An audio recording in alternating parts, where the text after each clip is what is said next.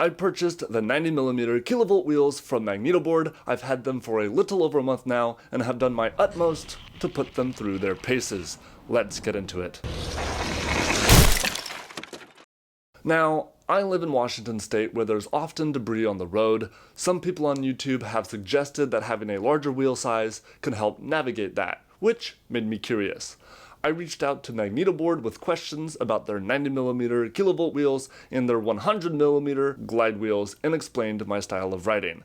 I told them that I would also make a review out of whichever wheels I purchased. When I purchased the Kilovolt wheels, which cost around $50, they also sent me the glide wheels for free, which cost about $20, and a pair of their upgraded slicks bearings, which also cost about $20. So what I have been riding is my bamboo cruiser board with the Kilovolt wheels paired with their upgraded slicks bearings. I could tell a difference from the very first ride, so much so that I had to pause and give my initial reactions. First impressions, they roll nice.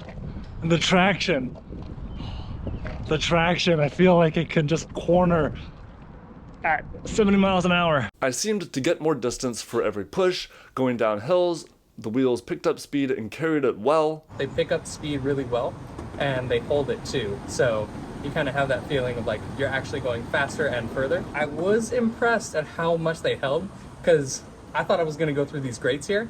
And so when they actually held and I was able to turn away from the grates, I was very happy that they kept the traction, so that was definitely really good. I cannot factor out that I am using their upgraded slicks bearings with the Kilovolt wheels.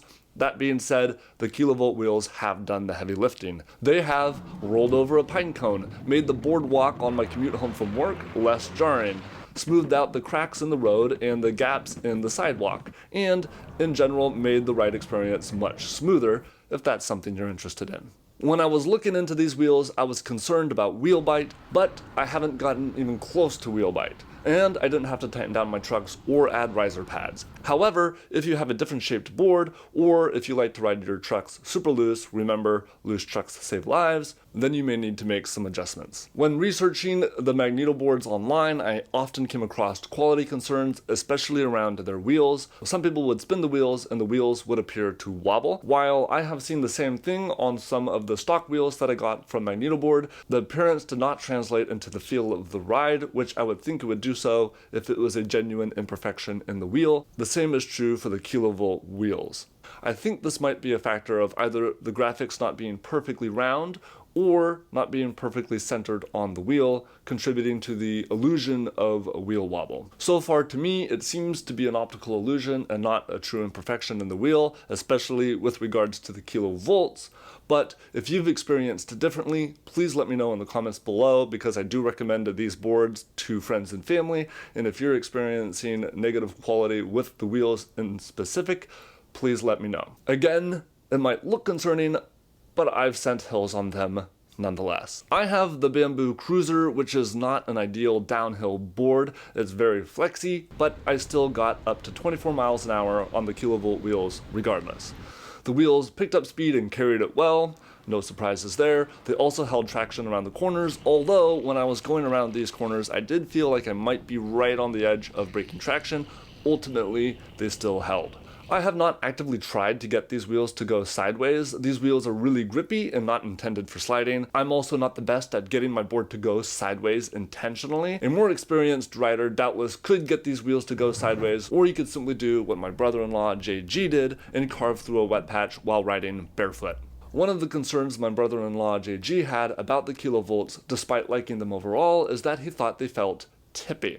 They felt like I was gonna kind of tip over with them when I was going around these turns tightly. At first, I wasn't sure what JG was talking about until I took the carving board down the practice hill and followed it immediately with the run on the cruiser board with the Kilovolt wheels, and that's when this happened. I think this is not the wheels though. The carving board has a shorter wheelbase and looser trucks, allowing for a more carvy and pumpy feel, whereas the cruising board is a little bit more rigid and longer. Thus, when I tried to carve as aggressively on the cruiser board as I was on the very snappy and responsive carving board, the cruising board felt unresponsive and tippy, for lack of a better way to describe it. Notably, JG's own board is also a carving board, the loaded Vanguard. The way to tell would be to put the Kilovolt wheels on the harder and see what happened. But personally, I am going to keep the Kilovolt wheels on the Bamboo Cruiser. I think it is the perfect upgrade for this board. As JG said, ultimately, These wheels are super fun, and I think that's the most important thing. I have not ridden the glide wheels yet. I'm looking forward to doing so. Stay tuned for that video. Until next time, thank you for watching. Bye.